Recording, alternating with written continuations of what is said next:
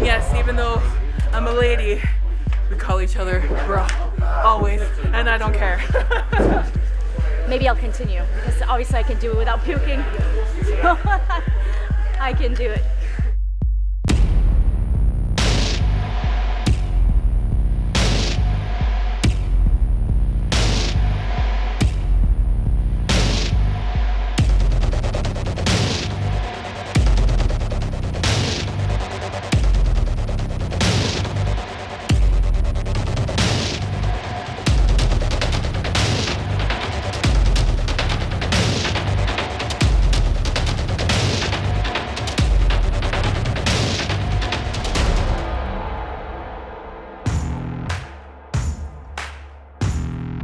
I'm Nulis. I'm 32 years old and I'm a professional wrestler.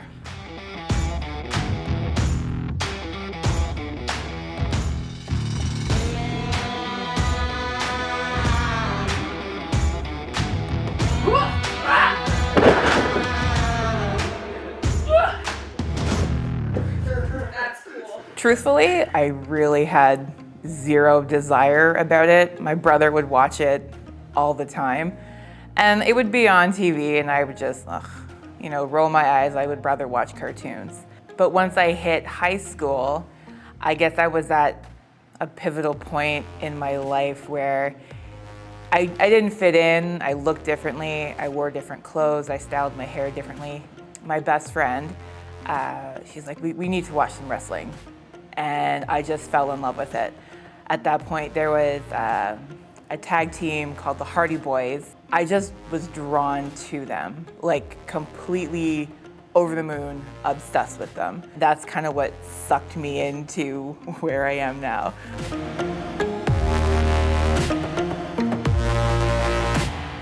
There's also like a big indie scene, and I didn't realize there was such a big indie scene. Through certain connections, I had been in touch with someone who worked in the indie scene. And I said to them, like, how can I be on the show to be a manager type role? Like, well, you need to get in touch with such and such people. So I extended the hand. We formulated a plan where I would be traveling from Kingston, where I was living at the time, to go to training, and then I could be on shows. I actually, with my very first job, I actually was able to pick out my own schedule. And so I formulated it where I didn't work Saturdays, so I could be available strictly to do wrestling shows. And then I had 2 days off so I could train in Hamilton. That's how I worked with my trainer on a private level, so I could get the one-on-one training that I needed with him. And then it just kind of led into where I am today. My name is Christine Bulhöes. I'm 41 years old, and my sport is Brazilian Jiu-Jitsu.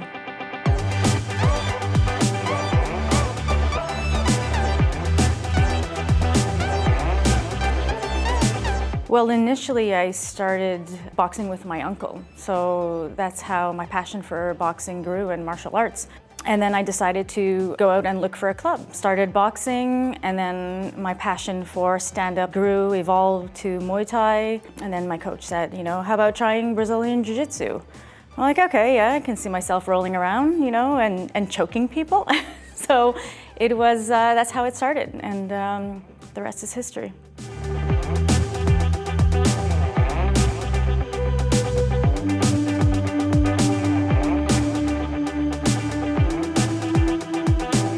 It just empowered me, I think. I started kindergarten, I didn't speak a word of French or practically no English, I just spoke Portuguese. And then, I was shy. Martial arts just kind of brought me out of my shell. I just felt safe, I felt like I was in a good place. I wasn't that little girl that was, who couldn't speak the language and, was shy and afraid to kind of be assertive. In martial arts, you have to be assertive. I had no idea where this was gonna lead me, which was exciting too. I was training hard 4 times a week, 5 times a week, and I guess it came naturally. Okay, I'm gonna try, maybe I'm gonna just give those BJJ competitions a shot. Why not, I'm training hard. So overall, martial arts makes me feel accomplished. I never really did sports as a child. My goal was to be as good as I could possibly be at this stage in my life. So starting martial arts in my mid-30s, it was a challenge right off the bat. I wasn't this fresh, teenager with her whole life in front of her, of training and stuff like that. I started in my mid-30s, so I wanted to be able to be the best that I could possibly be. I still want to be the best I could possibly be. It was a perfect opportunity for me as an adult, as a mother, to stay healthy and do something I love, and kind of be an example for my daughter, of course.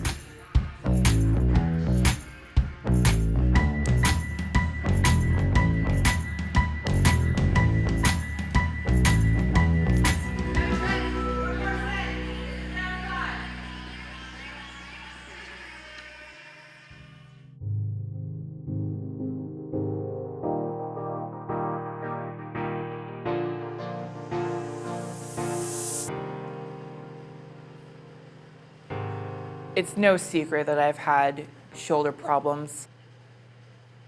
My very first shoulder injury was in 2006. At that point, I was still in training, doing the manager role, and it was a move gone bad. Things happen, and I never held any grudge against anybody that ever happened because things go wrong. And after that surgery, I took some time away from the ring, really try to redevelop who I was, get back to the gym to be stronger than ever. I really dedicated, really focused my workouts on making my shoulder stronger, but always having in the back of my head that your shoulder will never be the same and things could go very, very wrong very quickly, regardless if it's just me going for a run, going for a walk, at work or at the gym or wrestling. And it just so happens a series of unfortunate events. My shoulder was re-injured. The injury was so significant that my career at work took a backseat. My life in general was put on hold. I couldn't work out, I couldn't wrestle. There was a lot of things that stopped. I'm not gonna cry. Maybe I will. It was really hard because I felt like I had gotten to a certain point in my wrestling career where I was on the up and up type of thing. I had my WWE tryouts. I was still getting booked regularly, shows around Ottawa and in the area. And everything just came to a screeching halt when I found out how badly my shoulder was injured. And surgery later, here I am, trying to recover from everything, trying to get my groove back. There's still so many things that I'm limited in because my shoulder isn't functioning the way that it used to. So it's just taking it one day at a time and really keeping my positive energy up to get myself back into ring shape and ready to wow the crowd again. Good boy. I put this on my wall because I'm not only proud of this article, but I'm proud of the journey that I've taken. Obviously journeys, the roads are up and down and you have to choose forks, so to speak. And this kind of shows what I've done up until 2014. I didn't know how to feel. I was scared. I've gone through so many periods where I watch old matches or I look at my wrestling gear and I'm like, will I ever be able to lace up the boots again and get in the ring and actually have a quality match that I'm proud of? I go back and forth, what if that was my last match? What if I can't go back? What if I'm not good enough? What if the fans won't remember me? And I've gone to a couple shows now that, I'm hopefully getting back into the swing of things and they're like, when are you coming back? And they're just so excited. And I honestly didn't think that I would get that reaction. At one of those shows that I primarily work for here in Ottawa, I was selling my pictures and things, and they were like, we can't wait for you to come back. They're like, here, let me buy a picture. And I was just like signing like crazy. My marker died. It was crazy. And that was like, okay, the fans still believe in me. I still have their support. So I know that coming back, whenever that comeback is, I know that they will be up behind me, whether they're cheering me or they're booing me. I know that they're going to be there to support. So that means a lot. It really does. Are you tired? Brace yourself, you have like 2 hours. Watch yourself, okay? Of training and stuff. 1 hour fitness and 1 hour swimming. I heard you're really good. I saw videos and pictures. Yeah, she's pretty good. Better than me, that's for sure. Better than me too, for sure. Track and field competition. Your first time for competition, yeah. All right, that's good. The medal collector, my daughter. Which one is your favorite? Track and field or swimming? Swimming. Do you want to be a swimmer? An Olympian? Like Penny Oleksiak? Okay, thank you. I hope she sees that the sky is the limit, through her mother. I hope she feels inspired, because she inspires me. She's the one who, inspires me to keep going, even though, sometimes it gets rough, injuries and just being tired, work, being a mom. It's demanding, but hopefully my daughter, she remembers that it's all worth it, and she can do it too. She can do whatever she wants, whatever she sets her mind to. It's possible. So.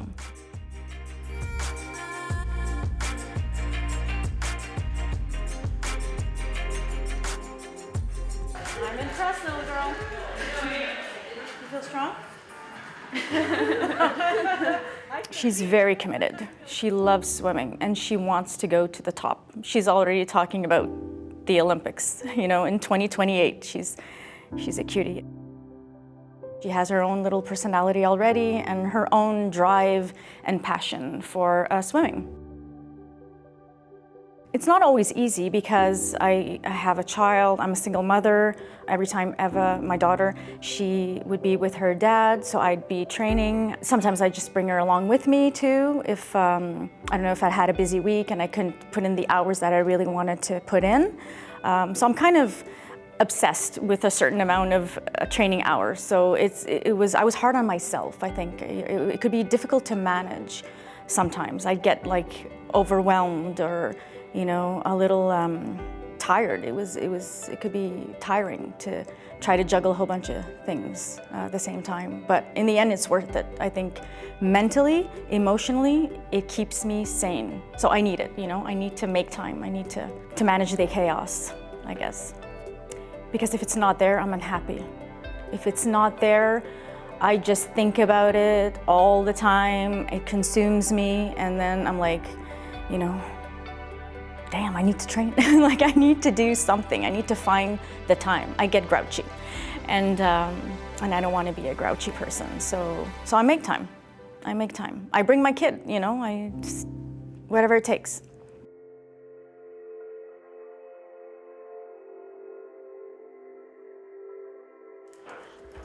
What's up, everybody? Hello. Hey, good. So I see some new faces. Yes. All right. I was really nervous going into training that night. I wasn't sure who would be there, if I would see any familiar faces like my seasoned wrestlers and friends that I know. And I was also worried about how they would treat me. Would they not train with me because they know I'm still injured and because I'm still working through so much? That's not what I wanted them to do. I didn't want them to treat me differently. I wanted them to treat me like I was the same old Vice coming in there and let's lock up, let's train together, let's do what we do. So they're just doing their warm-up. I need to conserve my energy. So I'll probably just do my own thing. Just do some high knees. Get the blood going. Try to stretch this guy out.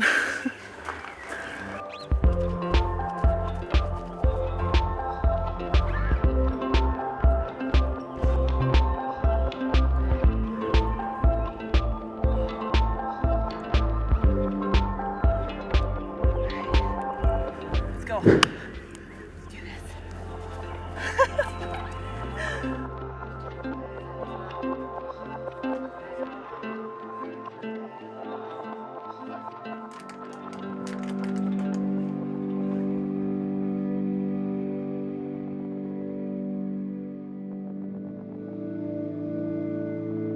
It's always a challenge. But in the end, it's a necessary evil, juggling all of these things. You know, at first, I was like, am I overdoing it? You know, I'd second guess myself. You know, is this too much? Will I burn myself out?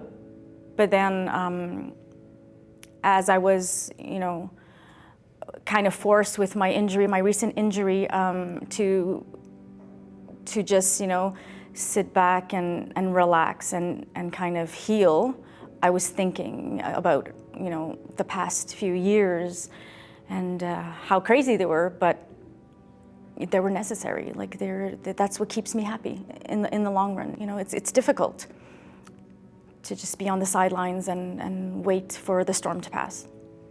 I don't know, I was kind of always surprised to hear that regular people would get concussions doing the most regular thing, like, you know, hitting their head on a cupboard or something like that. I'm like, oh, really? You got a concussion? But in sports, I'd always be like surprised to hear people telling me, oh no, I've never had a concussion.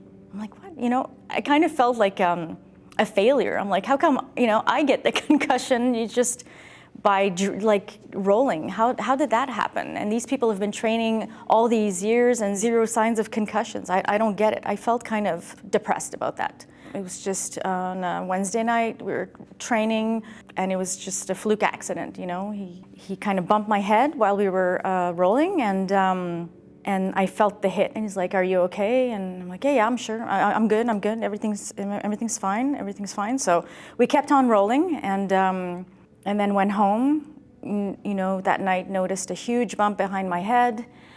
And just I felt fine. Everything was good until maybe a week later, where symptoms were manifesting themselves. So I was getting headaches, dizziness. I was very sleepy. I couldn't function at all. My mood was just terrible, you know, just emotional outbursts, I guess, you know, angry and just edgy, you know, like not angry per se, but really edgy and impatient and short, you know, short with my family, my friends. It was not me. I'm not super patient, but I mean, I'm not that impatient. So something was definitely off. I continued training for another 10 days, I'd say, until one simple drill with my partner, I just felt nauseous, you know, suddenly very, very nauseous. And I said, listen, dude, I'm gonna throw up on you. I need to stop. That's when I decided to go see a doctor and was, I guess, diagnosed properly. It's changed my life immensely, more than I can explain or can make people understand, you know. It's such a dark place emotionally, physically. So obviously I stopped training and stopped working. I'm a writer. I couldn't read properly. You know, I was writing a sentence and just skipping words completely, and even reading the sentence, and, you know, like I just couldn't put down words to express an idea properly. So it was hard. I was like, this is not me. I'm on the ball, you know, and I couldn't write, I couldn't read properly, I couldn't speak properly. It was just crazy. I felt like I had very specific questions for my doctor, and that he had very unspecific answers for me, and that scared me. I wanted to know how long this was gonna last. Like, how long was I out of training? You know, how long until I can get back to work and deal with the pressure, you know, the regular everyday pressure that comes with my job. And nobody had answers for me. And that was the worst part. not knowing how long you're going to be, not knowing how long you're not going to be yourself. That was the most terrifying part. This waiting game is still killing me. Quite honestly, like it's just, I'm doing progress, and I know that everybody says that my progress is amazing, you know, and I'm gonna get there, but a part of me is still unsure of, am I really gonna get there 100%? Will I really be back 100% anytime soon? So, I have my doubts. I don't know. I don't know.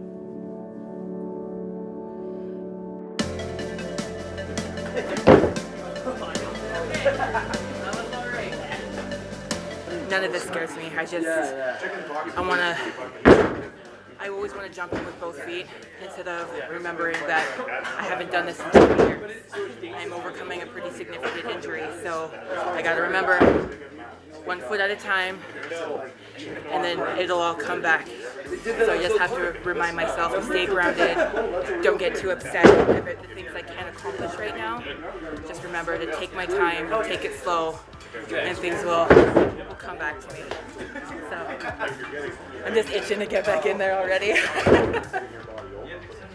I was so glad that when I got there, I was able to get in there right away with some of my boys and just like lock up and mess around, and it was so fun. I was sore, yes, and a few of them said, oh, I'm really worried about you. I'm like, listen, don't worry about it. I'm gonna be sore at the end of the night anyway, so let's just go.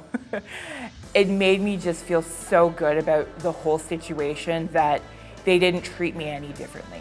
They were just like, let's do this. You know it's gonna hurt, let's just go. And after training, when I got home and I took off my shoulder brace and everything and feeling all the bumps and bruises that I haven't felt in almost 2 years, was almost exhilarating. I know it sounds weird, but it was exhilarating that my body could still take this.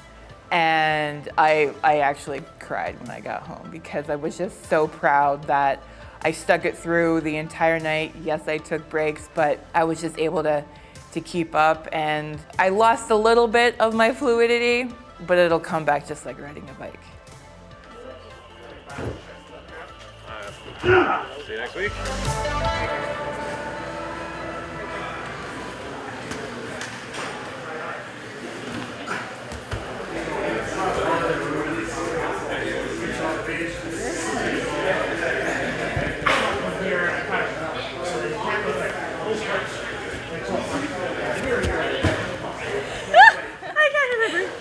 Okay, now I'm dizzy. It was good.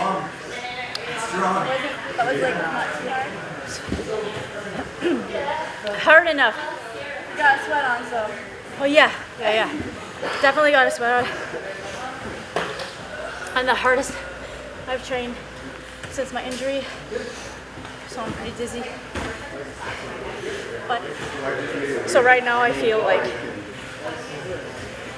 I can't focus, like my eyes can't focus right now. And I miss this. It's your happy place. It's my happy place. That's why we beat each other up and we smile and we're happy. Smile about it. Yeah.